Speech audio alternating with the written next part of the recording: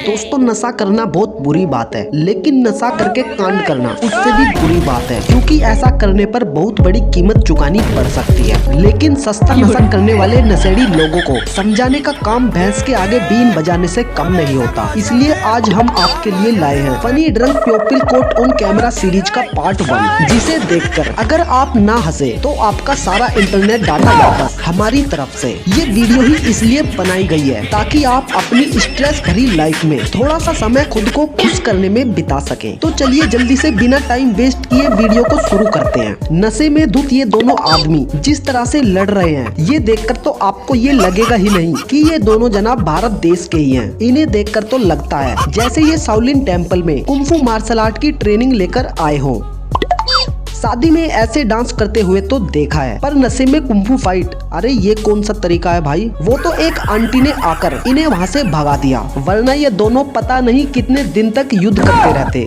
दोस्तों, नशे में लोग पड़ी हुई लकड़ी ना लें, ऐसा तो हो ही नहीं सकता। उड़ता तीर लेने की तो नशेड़ियों की पुरानी आदत होती है। इंसान हो या जानवर, ये नशेड़ी लोग किसी की भी लड़ाई में घुस जाते हैं। अब इस वीडियो को ही देख लो। सड़क पर दो सांड एक दूसरे से भिड़ रहे थे, तभी एंट्री हुई हमारे नए सुपर हीरो की। ये आदमी दोनों सांडों को लड़ने से रोकने लगा,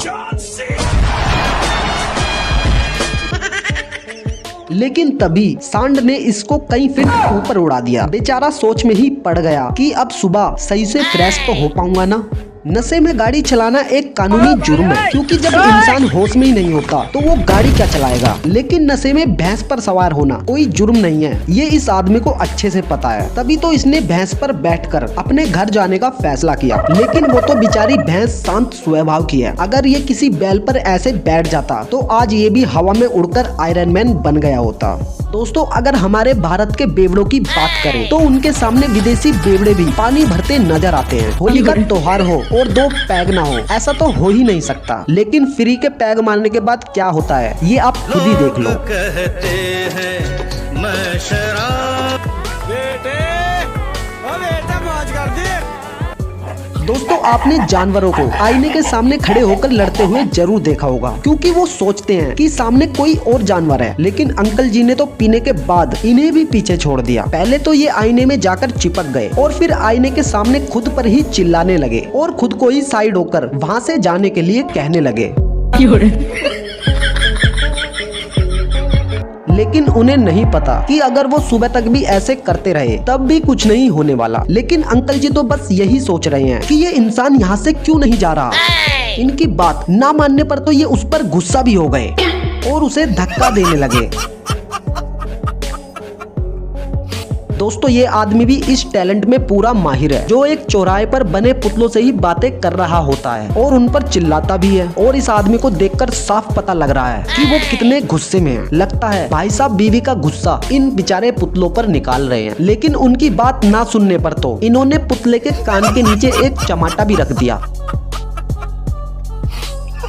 अब आप इस आदमी को ही देख लो। ये भाई साहब यहाँ तालाब समझकर रोड पर ही मछली बन रहे हैं। आप सोच भी नहीं सकते कि इस समय ये इंसान कितनी परेशानी में है, जो कि बेचारा सोच रहा है कि इतना तैरने के बाद भी वो आगे क्यों नहीं जा रहा।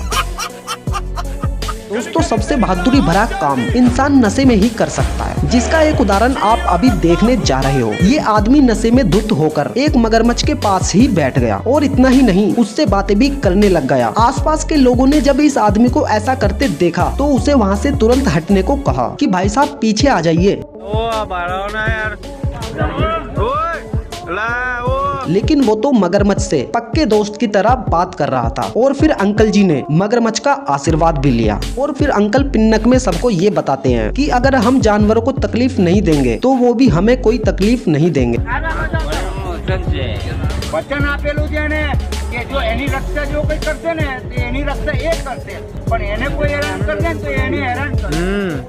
अंकल जी बार बार कभी उसका आशीर्वाद लेते तो कभी उसकी पीठ सहलाते। लेकिन कमाल है, इतनी बार इस अंकल जी के टच करने पर भी मगरमच्छ ने कुछ नहीं किया। काफी देर अंकल जी से बातचीत करने के बाद मगरमच्छ चुपचाप पानी में निकल गया।